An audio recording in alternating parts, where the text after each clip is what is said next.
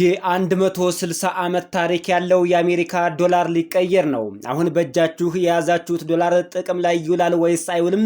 የአገልግሎት ጊዜውስ እስከመቼ ነው የሚለውን በዝርዝር ተሰሙታላችሁ።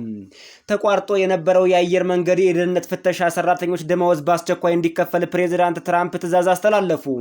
የበረራ ፕሮግራም ላላችሁ በሙሉ መልካም ዜና ሆኗል። የእነዚህን ዜናዎች ዝርዝር የሚቀርብላችሁ በቀጥታ ከኢትዮ ቨርቴክስ ነው። አብራችሁን ቆዩ።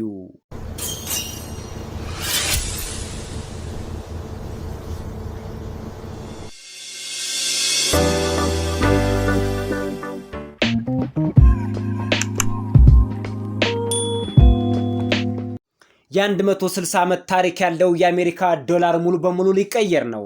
የአሜሪካ የገንዘብ ሚኒስቴር ባወጣው መግለጫም ከ160 ዓመታት በላይ የቆየውን ልማድ በመቀየር የፕሬዝዳንት ዶናልድ ትራምፕ ፊርማ ያለበት የዶላር ኖቶች እንዲታተም አስቸኳይ ውሳኔ ተሰጥቷል ነው የተባለው። ይህ በስልጣን ላይ ያለ ፕሬዝዳንት ፊርማ በዶላር ላይ ሲታተም በታሪክ ለመጀመሪያ ጊዜ ነው ተብሏል። የለውጡ ዋና ዋና ነጥቦች: ታሪካዊ ለውጥ፣ እስካሁን ድረስ በዶላር ላይ የሚታተሙት የገንዘብ ሚኒስቴሩና የሀገሪቱ ገንዘብ ያዥ ፊርማዎች ብቻ ነበሩ። አሁን ግን የገንዘብ ያዡ ፊርማ ተነስቶ በፕሬዝዳንት ትራምፕ ፊርማ እንዲተካ ተወስኗል። የሚጀመርበት ጊዜ: አዳዲሶቹ የ100 ዶላር ኖቶች የፕሬዝዳንቱን ፊርማ ይዘው በሰኔ ወር 2026 በፈረንጆቹ አቆጣጠር ታትመው ስራ መስጠት ይጀምራሉ ተብሏል። ሌሎቹ የዶላር አይነቶችም በተከታታይ የሚታተሙ ይሆናል ተብሏል።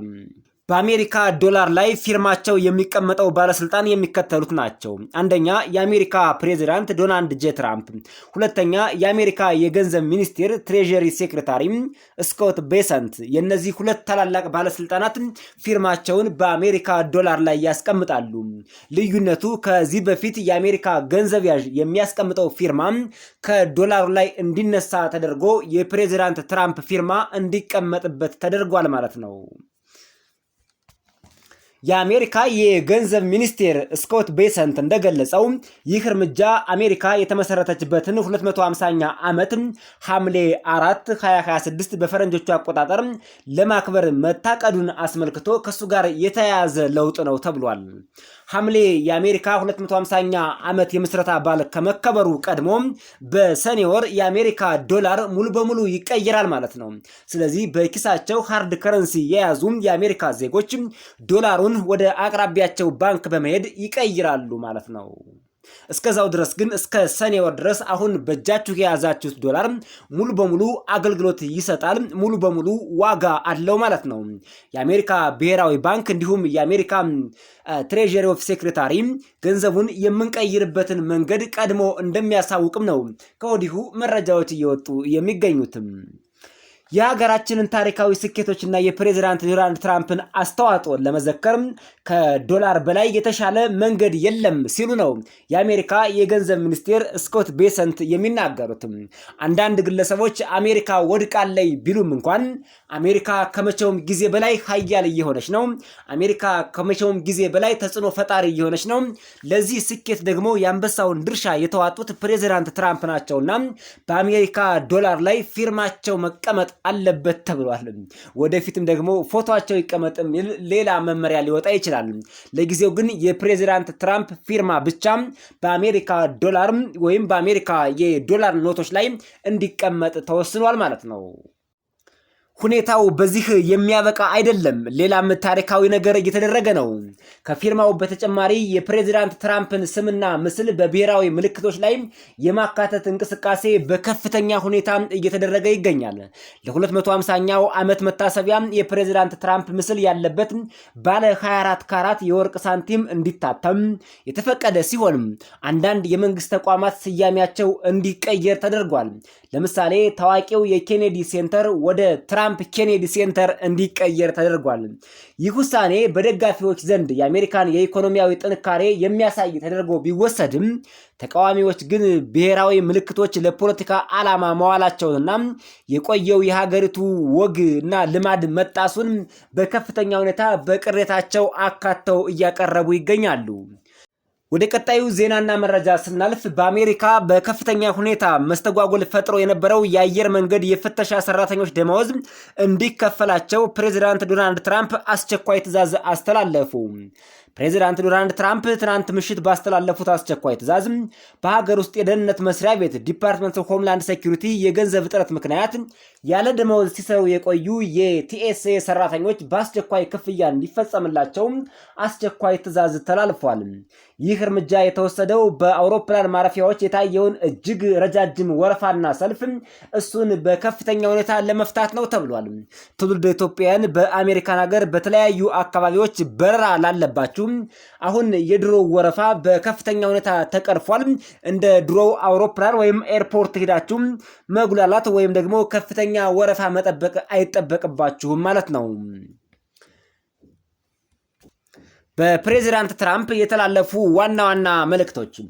ፕሬዚዳንት ትራምፕ በራሳቸው ትሩዝ ሶሻል ሚዲያ ገጽ ላይ ባስተላለፉት መልእክት የሚከተሉት ዋና ዋና ነጥቦች ከአሜሪካ ኤርፖርት ጋር ተያይዞ ተላልፈዋል።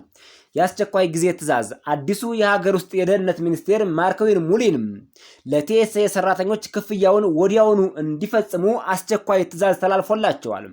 የፖለቲካው ውጥረት። ትራምፕ ለተፈጠረው ችግር ተቃዋሚ ዲሞክራቶችን ተጠያቂ ያደረጉ ሲሆን ሁኔታውን የዲሞክራቶች የአውሮፕላን ማረፊያ ምስቅልቅል የፈጠሩ ሲሉ ከሰዋቸዋል። የሰራተኞች እጥረት።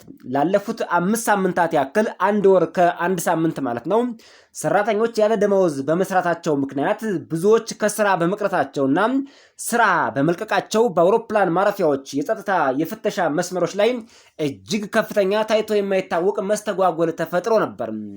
ከጀርባ ያለው ምክንያት ምንድን ነው?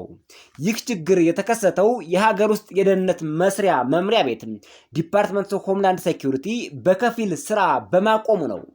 ዲሞክራቶች በመስሪያ ቤቱ ስር ለሚገኙ የኢሚግሬሽንና የጉምሩክ ማስከበሪያ አይሲኢ የሚሰጠው የገንዘብ ድጋፍ ላይ ማሻሻያ እንዲደረግ በመጠየቃቸው በኮንግረስ ውስጥ ስምምነት ላይ መደረስ ባለመቻሉ ነበር ይህ ሁሉ ውጣ ወረድ፣ ይህ ሁሉ ወረፋና የአየር መንገድ ላይ መጉላላት የተፈጠረው።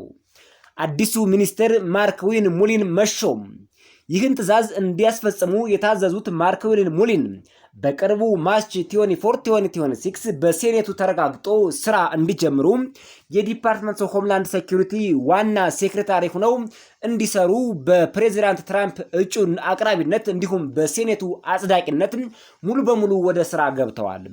ሚኒስቴሩ የመጀመሪያ ስራ የሚሆነው ከሌሎቹ ስራዎች በመቀጠል ለደህንነት ሰራተኞቹ ክፍያ መፈጸምና የአውሮፕላን ማረፊያዎችን እንቅስቃሴ ወደ ቀድሞው ወረፋ አልባ ወደ ነበረው ሰላማዊና ደህንነቱ የተጠበቀ የአውሮፕላን በረራዎች እንዲደረጉ እሱን በከፍተኛ ሁኔታ ኃላፊነቱን መወጣት ነው ተብሏል።